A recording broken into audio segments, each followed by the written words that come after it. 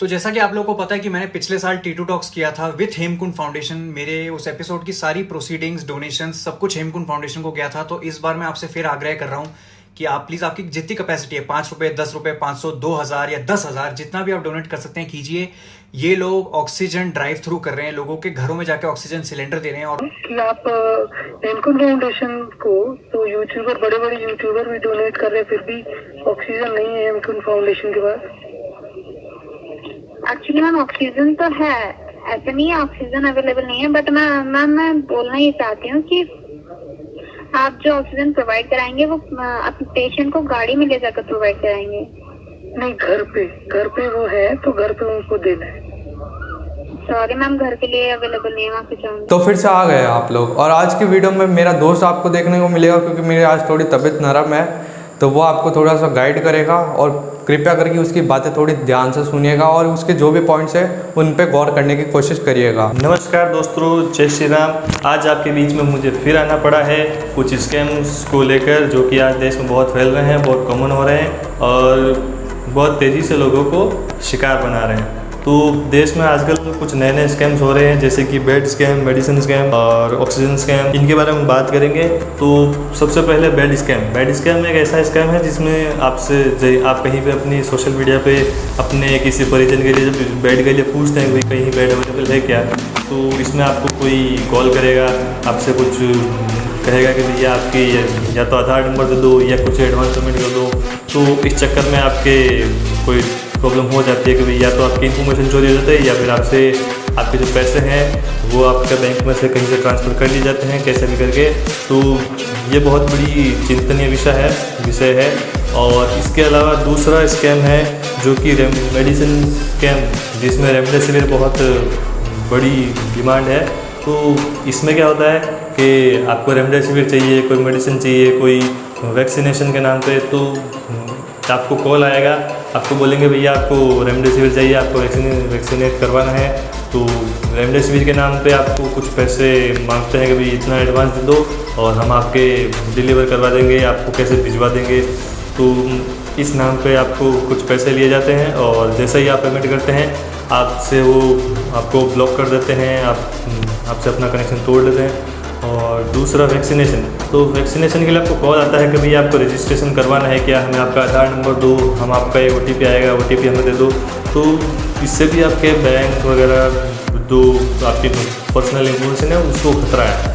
तो ये चल रहे हैं छोटे मोटे स्कैम। तो अभी इसमें सबसे बड़ा स्कैम चल रहा है ऑक्सीजन स्कैम। कुछ ऑर्गेनाइजेशंस हैं जो आपसे फंड रेज करके शायद आपको धोखा देते हैं, आपके पैसों का गलत यूज़ होता है। तो वो सबसे हमारा आज का मेन टॉपिक है, उस पर हम बात करते हैं। फंड रेजर्स कंपनीज हैं, ये ऑर्गेनाइजेशन है जिनका मैंने नाम देखा। तो उसमें एक है कीटो, जो कि ये खालसा एड को सपोर्ट करता है, हेमकुंड को सपोर्ट करता है। और एक डोनेट कार्ड है, वो भी मतलब इनको सपोर्ट करता है, खालसा एड और इनको। और एक तो खुद ये हेमकुंड फाउंडेशन खुद है। तो ये तीनों फंड रेज कर रहे हैं। मेरे इनसे कुछ सवाल हैं। ये कहते हैं कि हम फ्री ऑक्सीजन दे रहे हैं तो इनको फंड चाहिए। अच्छी बात है अगर आप ऑक्सीजन फ्री में दे रहे हो तो, लेकिन इससे रिलेटेड मेरा एक सवाल है कि भैया आज पूरे देश में पूरी नेशनल गवर्नमेंट को प्रॉब्लम आ रही है ऑक्सीजन सप्लाई देने में। बहुत मुश्किल से ऑक्सीजन इधर से उधर हो रही है और स्टेट्स में पहुंचाई जा रही है। सभी स्टेट्स कह रहे हैं हमें ऑक्सीजन चाहिए, हमें ऑक्सीजन चाहिए। तो ऐसी कंडीशन में आपके पास फ्री में देने के लिए ऑक्सीजन कहाँ से आ रही है, इसका पहला जवाब चाहिए मुझे। तो इस फाउंडेशन का दावा है कि ये घर घर जाकर ऑक्सीजन सप्लाई करते हैं। तो भैया अब इनके आपको यूट्यूब, इंस्टाग्राम, फेसबुक और भी कई सारे सोशल मीडिया पर इनके आपको ऐड देखने मिल जाएंगे। TV पर भी इनका टेलीकास्ट होता है। तो भैया मेरा ये सवाल है कि भाई आपके पास इतना ऐड देने के लिए पैसा है तो वो पैसा आप उसमें भी तो काम ले सकते थे, लेकिन आपके तो बहुत सारे ऐड आ रहे हैं। पूरे इंडिया से फंड रेज हो रहा है, जबकि आपकी सर्विस तो मैंने जब कॉल करके पता किया तो आपकी सर्विस तो लिमिटेड एरियाज़ में है। तो यार इसका भी हमें जवाब चाहिए। लिमिटेड एरियाज़ में सर्विस होने के बावजूद भी पूरे देश में ऐड चला रहे हैं। और उसके अलावा जब इनसे हम कॉल करके ऑक्सीजन मांगते हैं तो ठीक है, चलो लिमिटेड एरियाज में भी है, तो भी ये कहते हैं कि पेशेंट को वहाँ पे लेके आओ, पेशेंट को देखेंगे फिर ऑक्सीजन देंगे। तो अब मैं कोरोना ग्रसित पेशेंट को मैं आपके वहाँ तक लेके आऊँ सिर्फ आपसे ऑक्सीजन लेने के लिए, इससे अच्छा तो मैं अपने कहीं ना कहीं पैसे देकर ही लेऊँगा। नहीं, घर पे वो है तो घर पे उनको देना है। सॉरी मैम, घर के लिए अवेलेबल नहीं है, वहाँ पे जाऊंगी। तो कहाँ के लिए अवेलेबल है मैम, आप बताएंगे प्लीज? आपको पेशेंट वहीं लेके जाना होगा, जब तक आपका पेशेंट स्टेबल नहीं हो जाता तब तक आपको वहाँ। कहाँ लेके जाना पड़ेगा, आप मुझे बताएंगे कहाँ लेके जाना पड़ेगा? Gurgaon sector 42 plot number 809। तो वहाँ पे उनका रहने का है जुगाड़? मैम हेड ऑफिस है, वहाँ ऑक्सीजन प्रोवाइड की जा रही है पेशेंट को। तो वहाँ पेशेंट को लेके जाना पड़ेगा? जी जी, आप डायरेक्ट जाके विजिट कर सकते हैं, अभी ऑक्सीजन अवेलेबल है, प्रोवाइड की जाएगी। तो मतलब पेशेंट को लेके जाना कंपलसरी है, क्योंकि पेशेंट तो इस हालत में है नहीं कि जाए। यस मैम, पेशेंट को लेके जाना कंपलसरी है, इसीलिए आपको बार बार बोला जा रहा है, नहीं तो आपको क्यों बोलता कोई। अब तो भैया जब आपको ऑक्सीजन अपने लिमिटेड एरियाज में भी देने के लिए पेशेंट को खुद को वहाँ पर आना पड़ रहा है, तो भैया आप पूरे इंडिया में ऐड चला रहे हो, पूरे इंडिया में ऑक्सीजन सप्लाई करने का दावा कर रहे हो, ये कैसे? इसका जवाब हमें चाहिए। तो भैया जी जब हमने इनको गूगल किया हेमकुंड फाउंडेशन, तो हमने फ़ोटोज़ वगैरह चेक की, तो पता चला कि भैया इनके ऑक्सीजन डोनेशन से ज़्यादा फ़ोटोज़ तो इनके किसान आंदोलन की है।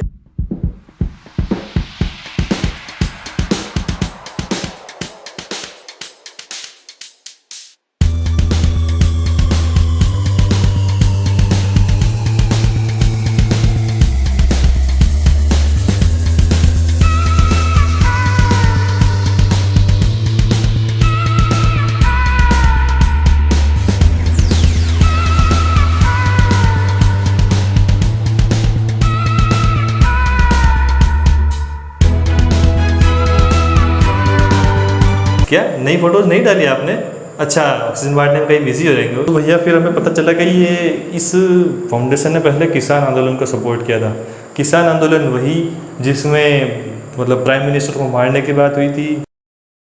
मोदी मर जा तू, मोदी मर जा तू, शिक्षा बेच के खा घर, मोदी मर जा तू। नारे लगे थे और खालिस्तान बनाने की बातें हुई थी, अलग देश की मांग हुई थी।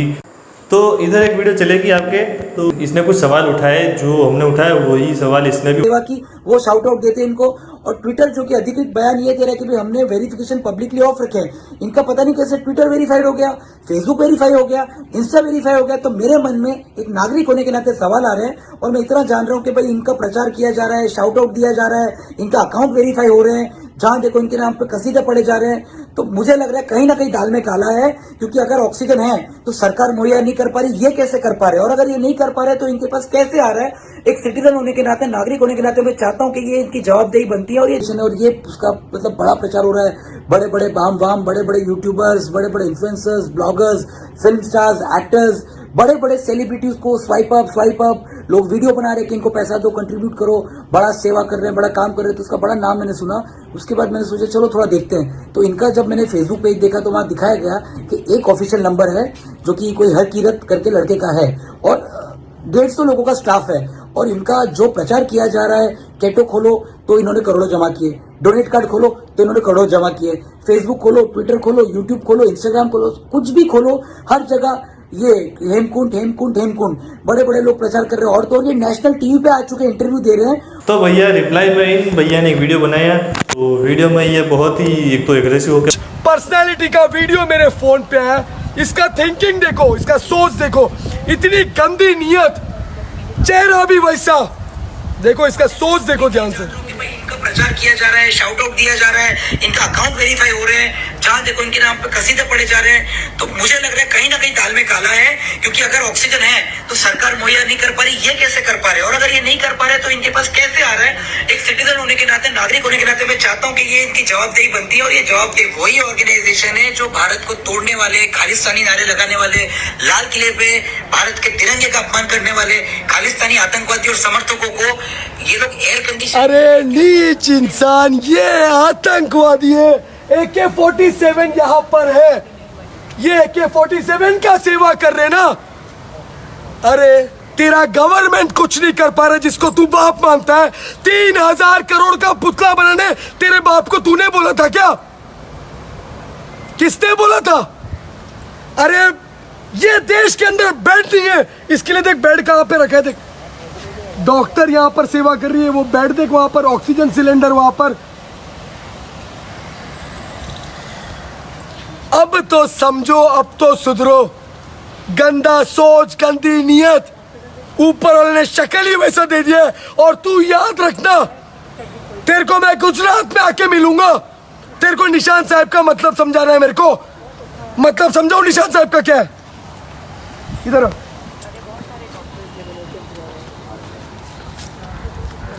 इधर बैठे, इधर बैठे, इधर बैठे ना।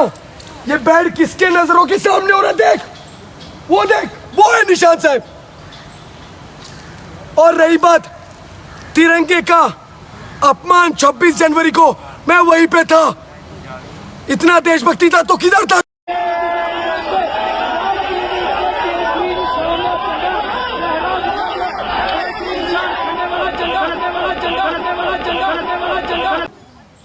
कर्टन में पीछे छुप के कुछ भी बोला मत कर।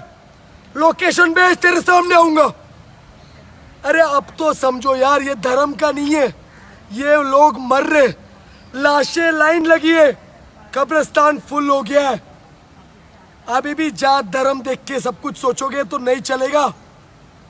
किसी ने खालिस्तान की मांग नहीं किया है। ये सिर्फ गुरु की फौज सेवा कर रहा है। फाउंडेशन, हेमकुंड फाउंडेशन का जस्ट लोगों के ऊपर वो निशान साहब है। मतलब है निशान साहब का। मेरे को तिरंगे का एक चीज है, 1947 में आया था। तू निशान साहब कब आया था? तू जरा गूगल करके देख ले। 1606 में। तेरी सोच नीयत वो लेवल तक का नहीं है ना। तो वो निशान साहब का तुलना इस जन्म में कभी किससे करना नहीं, वरना घर पे घुस के तेरे को पकड़ूंगा। वाहिगुरु। और ये तो भाई के इन नॉर्मल से सवालों पर इस बंदे ने बड़े ही एग्रेशन में जवाब दिया और हिंदुइज्म को बीच में टारगेट करने लगा, सिखिज्म अलग बताने लगा और बड़े बड़े ऐसे शब्द सुनाने लगा जैसे दुनिया की सबसे बड़ी मूर्ति पर जाके इलाज करा लो, वहाँ इलाज हो रहा है क्या, दुनिया के सबसे बड़े स्टेडियम में। अरे भैया वो अलग पर्पज़ से बने हैं, ये हॉस्पिटल्स अलग पर्पज़ से बने हैं। हॉस्पिटल भी बने हैं, 16 एम्स बने हैं इंडिया में पिछले कुछ सालों में, तो वो भी तो इन सरकार ने बनाए ना। और दूसरी बात, आपने हिंदुओं को टारगेट करने की कोशिश की, जबकि उसमें हमने ना कि इस भाई ने सिख धर्म को टारगेट किया, ना ही आपके धर्म को खराब बताया, ना ही हमारे धर्म को अच्छा बताया, ठीक है। तो भी आप कैसे निशान साहिब करते जा रहे हैं, जबकि इसके बारे में कोई सवाल हमने उठाया भी नहीं। इससे ही पता चलता है कि आपके एग्रेशन से पता चलता है कि आप कितना झूठ बोल रहे हो। ये लगातार दूसरी बार है इनके द्वारा देश के झंडे का अपमान हुआ है। इस वीडियो में इसने मतलब बोला कि भैया हम निशान साहिब को किसी भी झंडे से कंपेयर नहीं कर सकते, वो तो बहुत महान है, ये तो अब आया है झंडा। तो भैया आप तो सरेआम बेइज्जती कर रहे हो अपने देश के झंडे की। हमने ये पॉइंट वापस बोला तो इन्होंने ये वीडियो डिलीट कर दी। तो जब आपसे आपकी फेंके हुए पत्थर संभाला नहीं जाता तो उसे आप फेंकते ही क्यों? जिन भी भाइयों को ये फैक्ट्स आपको सर्च करने पर नहीं मिलते हैं तो टेंशन लेने की बात नहीं है। नीचे एक टेलीग्राम लिंक होगा, उसमें जो भी फैक्ट्स इसमें दिखाए जा रहे हैं वो सारे फैक्ट्स आपको उस टेलीग्राम ग्रुप में मिल जाएंगे और आप उसको अपने कहीं भी शेयर करना हो और कहीं पे काम लेना हो तो आप ले सकते हैं। तो बार बार सवाल उठाने पर ये बार बार एग्रेसिव होते हैं, अपने वीडियोस बना के भेजते हैं, हिंदुइज्म को टारगेट करते हैं। तो अभी इन्होंने एक लेटेस्ट में वीडियो डाला था, तो हमने जब देखा तो इनके हेमकुंड फाउंडेशन के ऑक्सीजन जो सिलेंडर्स थे छाप लगी हुई थी। तो एक बार ये फोटो में देखिए, ये छाप है। और जब अभी इसने जो लेटेस्ट वीडियो डाला है तो शायद उनके पास ऑक्सीजन सिलेंडर जो दिखाने थे वो ख़त्म हो गए, तो इन्होंने किसी दूसरे ऑर्गेनाइजेशन के पास जाके उनके सिलेंडर्स को उनका ऑफिस दिखा के उनके सिलेंडर्स बता रहे हैं 24 घंटा ये गुरु की फौज। अभी भी फोन एक्टिव है, कोई कॉल आएगा वो परफेक्ट मैनेजमेंट, यहाँ पे लैपटॉप रहेगा, मालाबार है। अब ये जो इनका पोस्टर इसने जो दिखाया था वो देखिए इस वीडियो में चल रहा है। तो हेमकुंड फाउंडेशन का इसमें कहीं नाम भी नहीं है। ये इनको अगर सपोर्ट कर रहे हैं तो इनकी छाप होनी चाहिए। तो इस पर भी सवाल है मेरा कि भैया अगर तुम्हारे पास अगर कोई चीज़ नहीं है तो तुम दूसरों के यहाँ जाके उसका मतलब डॉक्यूमेंट दिखा रहे हो, सिलेंडर्स दिखा रहे हो, तो ये भी तो गलत है। तो एक इनका इन्फ्लुएंसर जिन्होंने इनको सपोर्ट किया है भुवन बम, उसके बावजूद जब इनके पिताजी को ICU बेड वगैरह की ज़रूरत थी तो इन्होंने पब्लिक से हेल्प मांगने के बजाय इनको कॉल क्यों नहीं किया, इनसे संपर्क क्यों नहीं किया, जबकि ये प्रोवाइड करवा रहे हैं। तो इतने सारे सवाल उठाने के बाद भाई ये बोलते हैं कि भाई PM केयर्स वाले फंड का क्या हुआ, और कभी पूछते हैं RSS ने क्या कर दिया। तो PM केयर्स को तो मैं साइड में रखता हूँ, वो सरकारी मैटर हो जाएगा, उसमें कभी और बात कर लेंगे, उसका जवाब है लेकिन अभी नहीं। तो RSS की बात करते हैं। तो RSS ने पिछले साल जब कोरोना शुरू हुआ था ना, तब से सेवा में लगा हुआ है और अभी तक सेवा कर रहा है। अपने कई स्कूल, अपने कई स्वयंसेवक, अपने कई पैसे जो कि किसी से फंड रेज करके नहीं लिए हुए हैं, उनके पास जो भी अब स्वयंसेवकों के पास जो भी होता है वो उसी से ही अपना काम चलाकर, और इन्होंने बहुत सारी सेवा की है देश में। अभी मध्य प्रदेश में 1000 बेड का हॉस्पिटल खोला इन्होंने, और फ्री सेवा। और ये किसी धर्म को या किसी व्यक्ति विशेष को पूछ के नहीं देते, वहाँ सभी लोगों को अनुमति है, कोई भी जाके फ्री इलाज ले सकता है। आपकी तरह हिंदू मुस्लिम किसी को टारगेट नहीं कर रहे वहाँ पे। और दूसरी बात, इन्होंने अपने स्तर पर बहुत सारी सेवाएं की है, जैसे खाना बांटना, दवाई बांटना, बेड की व्यवस्था करवाना। और अगर आपको इसकी भी मेरे पास सारी फ़ोटोज़ हैं, डेट समेत इनके पोस्ट जो है RSS के पेज पे वो दिखा दूंगा। और वो संघ किसी से भी एक भी पैसा नहीं ले रहा जनता से, वो संघ वाले ही आपस में पैसा इकट्ठा कर जो भी उनसे हो रहा है वो कर रहे हैं। तो उनमें और आप में बहुत ज़्यादा फर्क है। आपने करोड़ों का फंड लिया है, फिर भी आपने सिर्फ एक हॉस्पिटल बनाया है 500 बेड का, उसमें भी आधा से ज़्यादा शायद कुर्सियाँ रखी हुई हैं। तो We are at the makeshift O2 center of Hemkund Foundation in Gurgaon, and यहाँ पे we can accommodate 500 patients at once. Beds भी है हमारे पास. Each bed has a side table if you see. Side table पे we have power plug, charger devices, and fans भी है. We coolers as well. Beds for critical patients. And on my right hand side अगर आप देखते हैं यहाँ पे सारे oxygen concentrators लगेंगे. For patients जो critical नहीं है. So we give to everyone, critical patients और जो critical heavy नहीं. We have a pantry for volunteers. We have a kitchen as well. Meals रहेंगे यहाँ पे सबको. And एक time पे we can accommodate 500 people. We also expand this to 1000 people because we have ample amount of space. And we will be launching this soon. अभी देखोगे अभी छोटे मोटे काम चल रहे हैं, wiring और pipeline for the oxygen. And we will be launching this hopefully in another 24 hours. And the details will be shared soon. 500 people at one place at a transit O2 camp by Hemkund Foundation with your support and for you, sir. Thank you. वो ना तो कभी TV पर add कर रहे हैं, ना वो किसी से पैसा मांग रहे हैं, वो अपने स्तर पर जो भी हो रहा है कर रहे हैं। और उसमें भी उन्होंने आपसे बहुत ज़्यादा काम कर दिया है। कंपेयर करना है तो वो भी आप कर सकते हैं। अगर आपको सिर्फ अपना ही अपना दिखता है तो उसमें हमारी गलती नहीं है। आपने कभी कोशिश नहीं की वो क्या। ये बात है कि उन्होंने किसी बड़े इन्फ्लुएंसर से अपना ऐड नहीं करवाया, किसी बड़े इन्फ्लुएंसर से अपना शॉर्ट आउट नहीं दिलवाया। तो किसान आंदोलन के अलावा हमने पता किया कि ये और क्या क्या करते हैं, तो पता चला कि भैया ये रोहिंग्या मुस्लिम्स जो रेफ्यूजीज़ हैं, जो इंडिया से बाहर ऐसे आए हैं, तो ये उनको भी सपोर्ट कर रहे हैं। अच्छा, तो अब आप देश के गद्दारों को भी सपोर्ट करेंगे? अमन शांति के साथ रहते आए हैं, हमें बदनाम नहीं किया जाए। हम अमन पसंद इंसाफ कौम है, हमें तहफ़्फ़ुज़ फराहम किया जाए। और अगर ऐसा नहीं हुआ तो याद करें हमारे हिंदू भाई कि इनकी सिर्फ तारीख में नाम रह जाएगा और नक्शे पे जमीन पे कहीं ये देश दुनिया नहीं दिखेगा। इसलिए तो दोस्तों, आपसे बस एक रिक्वेस्ट है कि ऐसे फंड्स अगर आपको डोनेट करने का मन है, ऐसे किसी फाउंडेशंस को देने से अच्छा है, मैं कहना चाहूँगा आसपास अगर आपके कोई गरीब रहता है तो उसकी विडंबना में, उसकी तकलीफ़ में उसको आप मदद करें, ताकि अगर कभी आपके ज़रूरत पड़ी तो कम से कम वो बंदा आपको प्लाज्मा देने लायक तो रहेगा, प्लाज्मा तो दे पाएगा। अगर आपने किसी ऐसे फाउंडेशन में दे दिया, बाई चांस वो फ्रॉड भी निकल गई, फिर आपकी हेल्प करने कौन आएगा? आपने तो अपने पैसे दे दिए। तो जब आपकी ज़रूरत पड़ेगी और जब आप उनको कॉल करेंगे और आपको कॉल को आपका ऐसा ही रिप्लाई मिलेगा तो आप क्या करेंगे? तो आपसे बस यही अनुरोध है कि ऐसे स्कैम से बचें।